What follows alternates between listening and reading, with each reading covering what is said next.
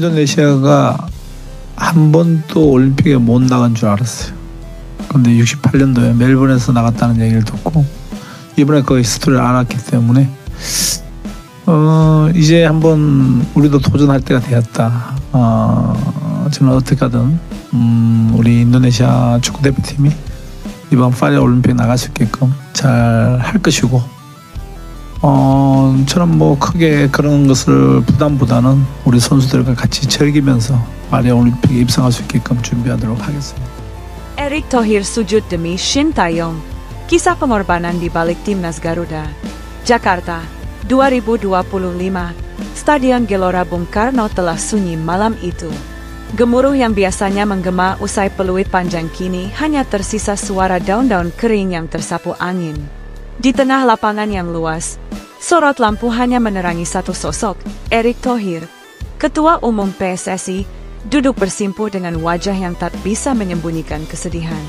Di tangannya tergenggam sebuah ponsel. Di layar, nama yang selama ini menjadi harapan publik sepak bola Indonesia menyala terang, Coach Shin Tae-yong. 3 bulan sebelumnya, Timnas Indonesia menjalani Piala Asia dengan performa mengecewakan. Shin Tae-yong yang sebelumnya berhasil membawa Timnas U23 melaju jauh di Piala Asia dan mengalahkan tim-tim besar seperti Korea Selatan dan Australia, memilih mundur setelah kontraknya berakhir. Alasannya sederhana, namun menohok. Saya merasa perjuangan saya cukup.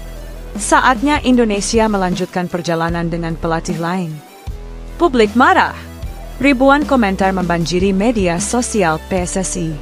Spanduk bertuliskan, Shin Tae-yong adalah harga diri kami, terbentang di pagar-pagar stadion. Namun Shin tak bergeming. Ia kembali ke Korea Selatan. Tenang, dan tampaknya tak tertarik untuk melihat ke belakang. Namun badai datang cepat. Pelatih baru pilihan PSSI, pelatih asing asal Eropa Timur yang dibanggakan punya lisensi UEFA Pro dan segudang pengalaman, gagal total. Laga demi laga berakhir dengan kekalahan telat. Formasi tak karuan, taktik tak jelas, dan atmosfer tim hancur lebur.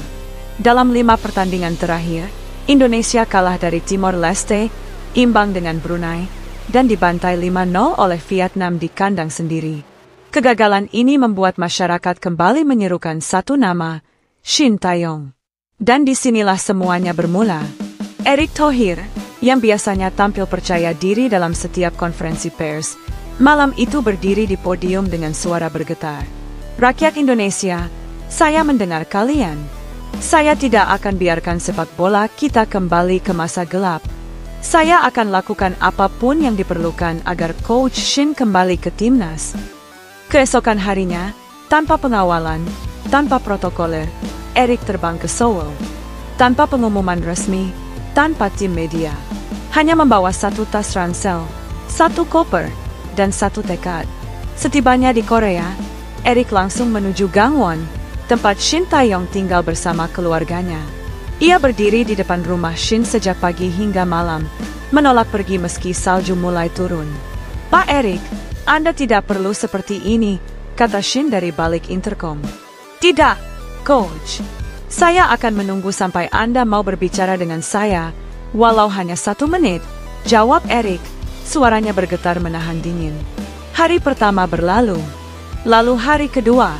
Kamera media Korea mulai berdatangan.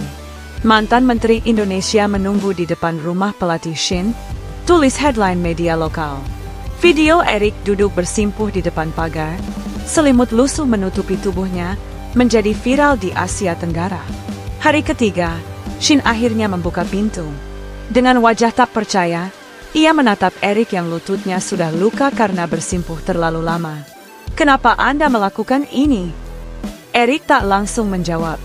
Ia menjatuhkan tubuhnya ke tanah bersalju. Sujud. Bukan untuk saya, bukan untuk jabatan. Ini untuk 270 juta rakyat Indonesia yang percaya pada Anda. Tolong, kembalilah. Air mata menetes dari mata Erick Thohir.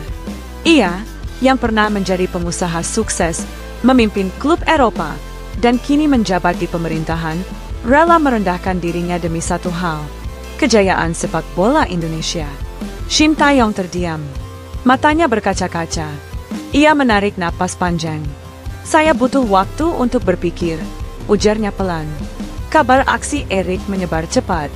Dari pelosok Papua hingga Aceh, masyarakat menunggu dengan cemas. Tagar Shin kembali menggema di semua platform. Para pemain timnas turut menyuarakan harapan mereka. Egy Maulana menulis, "Coach, kami butuh Anda." Pratama Arhan mengunggah foto tim saat menang atas Korea Selatan dengan caption, "Mari kita ulangi sejarah." 3 hari kemudian, sebuah konferensi pers dadakan digelar di Hotel Lotte, Seoul. Ruangan penuh dengan jurnalis dari berbagai negara. Shin Tae-yong naik ke podium. Ia mengenakan setelan hitam sederhana. Ia menatap ke kamera dengan wajah tegas, lalu berkata, "Saya tidak bisa menolak panggilan hati. Saya kembali untuk Indonesia." Tepuk tangan membahana. Di Jakarta, masyarakat turun ke jalan merayakan. Stadion Gelora Bung Karno di